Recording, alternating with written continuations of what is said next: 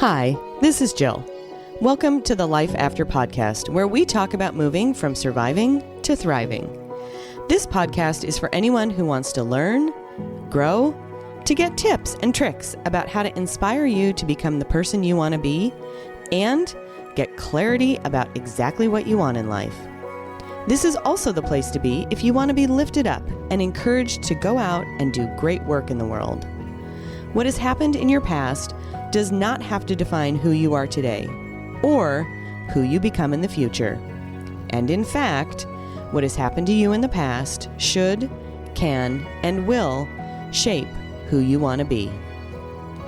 This podcast is also about bringing people together. It's about connecting all of you, helping you identify where you are in your process. What do you need to feel more engaged and alive in your life? More connected to the people in your circle? This is a community of those who are looking to improve our world in the way that is most meaningful to them. Why is this important? Because how we show up really matters. Bringing more service, kindness, and love into the world is critical right now.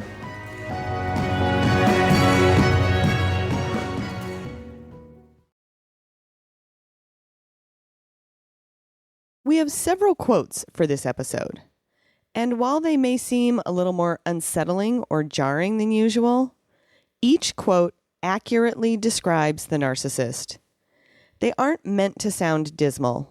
They are just a really accurate depiction of our topic for this episode, and I wanted to keep it realistic and authentic.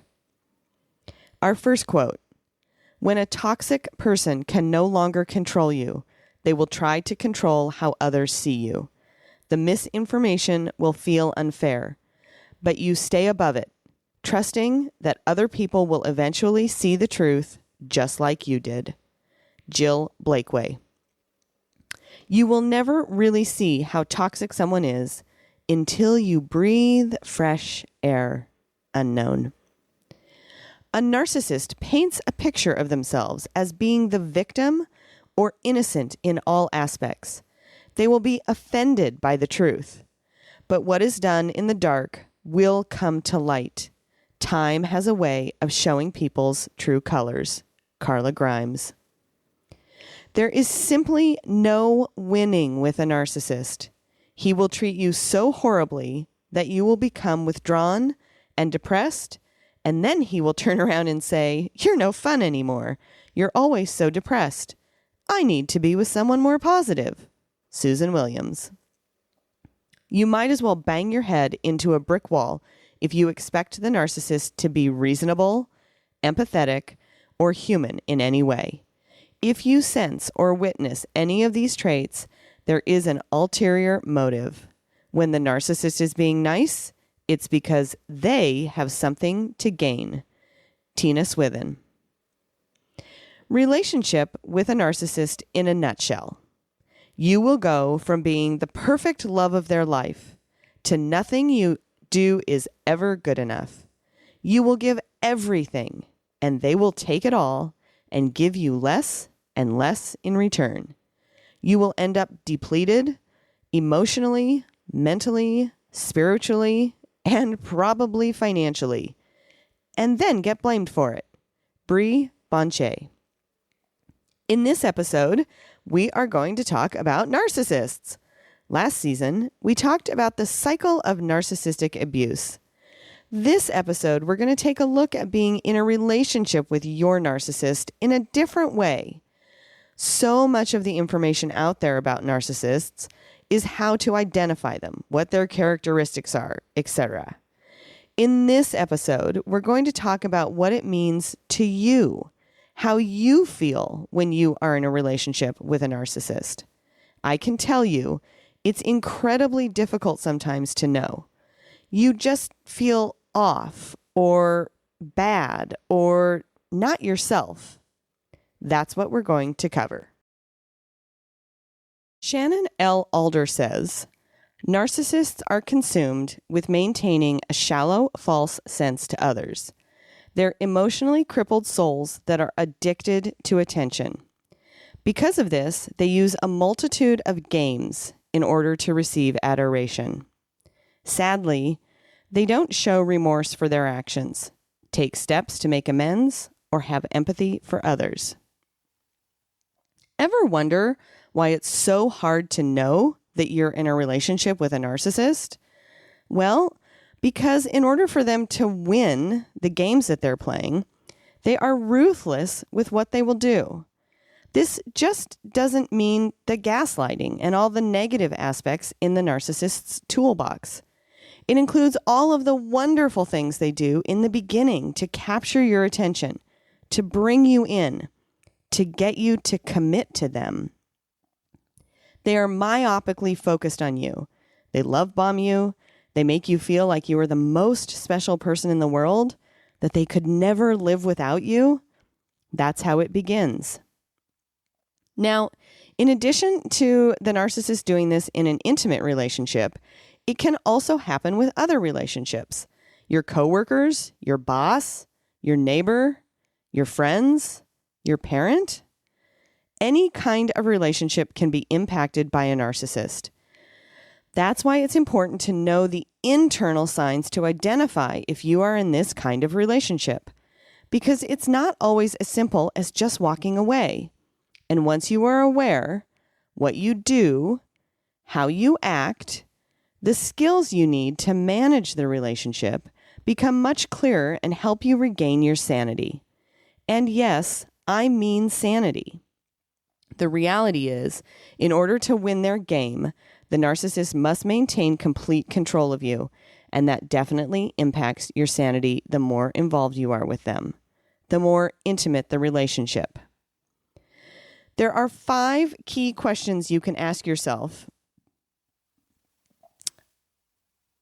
to discover if you are in any kind of relationship with a narcissist. The first is, do you feel like you've lost yourself? Do you not recognize who you see when you look in the mirror? Do you even look in the mirror anymore? Because at this point, who you are is irrelevant to the narcissist. You are a lowly pawn in their chess game, which is so strange because you started out as the king or queen. What could you possibly have done that was so terrible to become invisible to the narcissist first and then to yourself? This one can be so hard because the narcissist builds you up and then chips away at you. So over time, you don't realize that you are accommodating the narcissist in ways that you would never decide to for anyone. You are giving them what they want, often simply to avoid conflict. And in doing so, you give up your own boundaries. For example, let's say you meet an old friend for coffee. You haven't seen each other for a few years, and she comments on how different you seem. You're reminiscing about how you talked about conquering the world when you were younger, how nothing seemed impossible. She reminds you of all the plans you both had, going to school, the jobs you were going to get, the futures you wanted, and you realize, maybe right then, or a little later, that even though she accomplished those things, none of that happened for you. And that every time you try to find yourself, to start something new, or get back to something that really mattered to you, your narcissist finds a way to discourage you, distract you, dissuade you, and you go back into the fog of survival. In hindsight, I realize that part of the game is to push you past your boundaries and make you feel like it's your fault if you aren't willing to do what the narcissist wants, when the narcissist wants. And in this process, you move farther and farther away from who you are, making you feel more and more lost and alone. The tip here is to regain who you are by using boundaries and re-engaging with what you want, or discovering what you want. You can do this by remembering things about yourself that you liked before you met the narcissist, and then practice recapturing those parts of yourself. Call that old friend.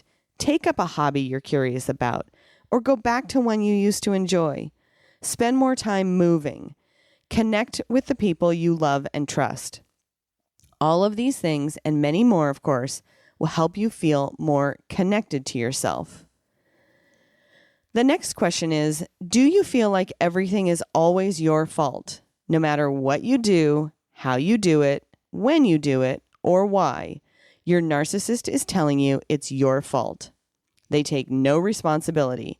And even those things that can't be your fault, that you have nothing to do with, that isn't your responsibility, you are being told by your narcissist that they are. Trust me, it's not your fault. The weight of the world, especially the narcissist's world, is not on you. Let me give you an example. You and your partner are having some trouble communicating, and it's affecting your relationship. So you go to a counselor or therapist. Your narcissist tells you if you just didn't get angry so much, they could do what you need. So you spend months practicing, and there is noticeable improvement. Go back to the counselor, and your narcissist says, it's not that you're angry, it's that your timing is always off. Again, you work hard to be respectful of your narcissist and always try to find the right time to discuss things. Back to the counselor. It's not your timing, it's that you don't approach the issue with a sense of humor. And on and on and on. There is a never-ending litany of why your narcissist can't do something, from as simple as doing the laundry to as challenging as never responding to your needs. And in order to remove their responsibility, the narcissist will make everything your fault. Another way the narcissist makes everything your fault is by expecting you to manage their emotional world, because please understand, as you saw from the quotes at the beginning of the episode, narcissists don't have the ability to feel empathy. And one thing I learned was that when I felt the feelings of the narcissist for them, they didn't have to feel their emotions for themselves. So regain some of your power by not doing that. When the problem isn't yours, let yourself off the hook and put the responsibility back on the narcissist to manage their own emotional world. Regardless of how they respond to this, it's likely going to be negatively. It frees you, liberates you. The thing is, if it's your fault no matter what you do, then you may as well do what's right for you. So if you feel like everything is your fault, it might be the narcissist's way of avoiding their emotional responses that they don't really have and therefore can't manage, and therefore need someone like you to take on that burden for them. The second question blends in with the third. Do you feel like you can't do anything right? No matter how hard you try to be perfect, you just can't seem to get anything right. It doesn't seem to matter how educated, competent, and capable, or experienced you are. It seems like no matter how hard you try, you can't get it right. Even those competencies where others see you as an expert, the narcissist steps in to make sure that everyone, including you, knows that you can't do it right. So here's a fun example. The toilet gets clogged, and you ask your partner to help because they know more about plumbing. They tell you they can't, when really they won't. So you get a referral to a plumber from a very reliable source. You schedule the plumber, they come out, they spend hours fixing the problem. The plumber charges you a reasonable cost. The job is done, and you are so relieved. Your partner comes home, and after telling them the story and all about all the work you've done, the plumbing is all fixed, and it all looks great. Your narcissist's response is, "Why did it cost so much?" No matter that you completely got through the whole process without any help, you still didn't do it right. This one really, really burns your self-esteem to the ground. And when this has happened again and again, in small ways and large, unobtrusively and obviously, publicly and privately, you end up feeling useless and ultimately believing what the narcissist wants you to believe, that you can't do anything right. This is one of the main ways that the narcissist maintains control, because by getting you to believe that you can't do anything right, you stop trying and become a shell of yourself. The antidote to this is to build your self-esteem back up by reinforcing internally or through others that you trust that you can do things right. I know this seems pretty simplistic. This one takes time and practice and intention. What are you good at? What brings you joy? Do more of those things to build your confidence. Just like when it's all your fault, it's the same here with you can't do anything right. Do what you want, what's right for you. The narcissist very likely won't be happy, and they'll want you to pay for that, but you'll be more in alignment with your own needs, your stress will reduce, and you will generally feel better, which allows you to manage the unrealistic expectations of the narcissist more easily. Now, I want to put a qualifier here. If you know you are not safe with your narcissist, then you want to be careful and only use the tactics we've discussed so far really conscientiously. This leads to our next question. Do you feel afraid? Even when you shouldn't? Has feeling afraid become your default feeling? No matter how hard you work, you feel anxious and stressed about what might happen next in your relationship with your narcissist? You'll find that all the first three questions we've discussed here are really encapsulated in this one. Feeling afraid all the time is an indication that you are living in survival mode. Regaining your sense of safety will take time and may mean limiting or ending your relationship. If you can't end the relationship, or at the very least minimize your involvement with your narcissist, for example, if you're sharing custody or it's your boss or coworker, there are a lot of strategies that can help. Check out my Facebook Lives or TikTok at Locate Coaching. If you can limit your exposure to this person, when you have to be around them, make sure you have others around, others that are not cronies of the narcissist. Put as much of your communication with your narcissist as you can in writing. This will create less space for them to threaten or bully you. And self-care is huge here.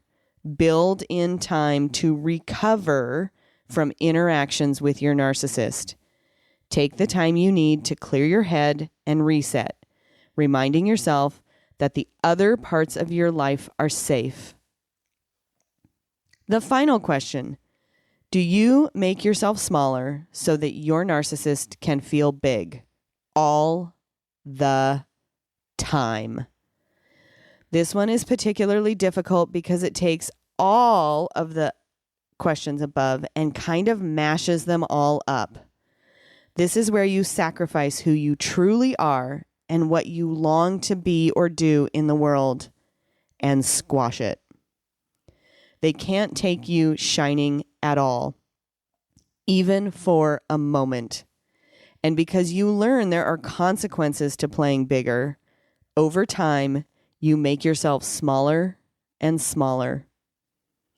That's the only way that you can ensure that the narcissist won't punish you for your behavior or actions.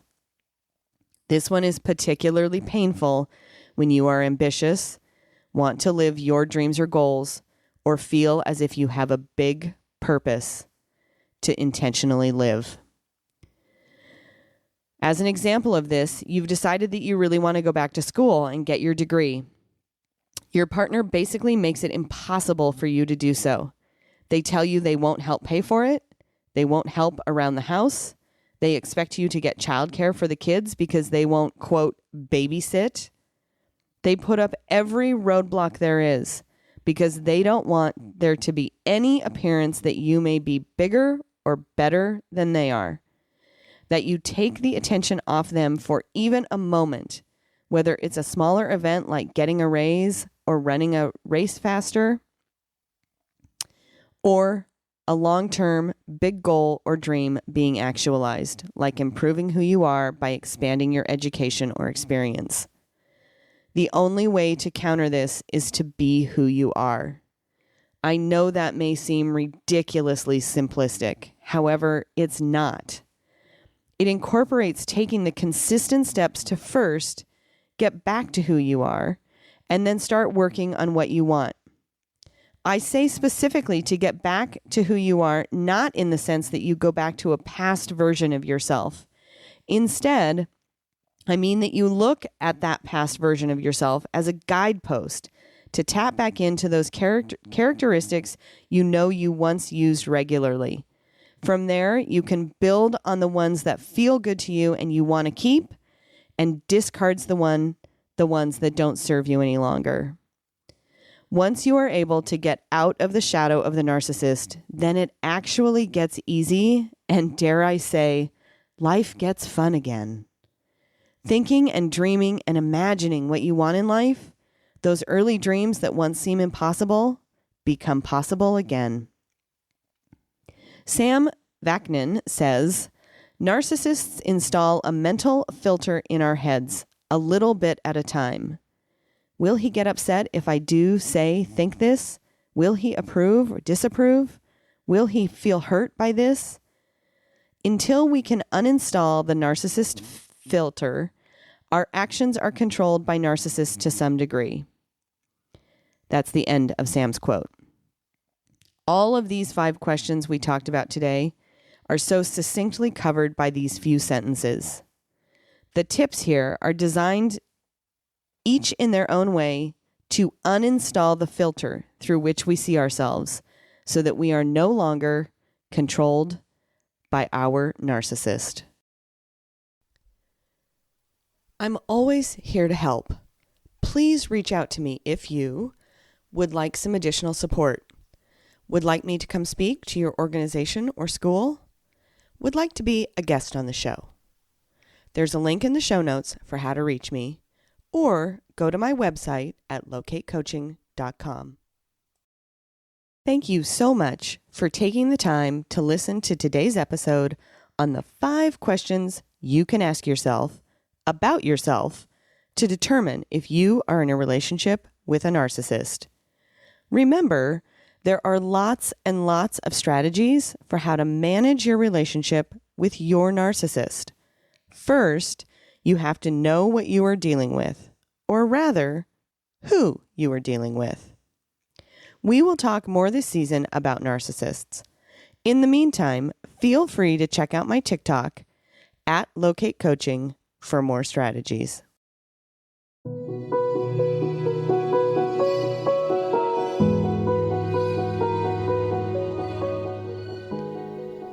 I appreciate you sharing these episodes. This podcast is a powerful resource for anyone that is looking to make changes in their lives. So please, please, please help me grow by sharing, liking, and subscribing. There will be new episodes on the 2nd and 4th Wednesday every month. I promise that every episode I'm going to show up and help support you in your individual journey. I hope you have a fantastic day, and I'll see you soon.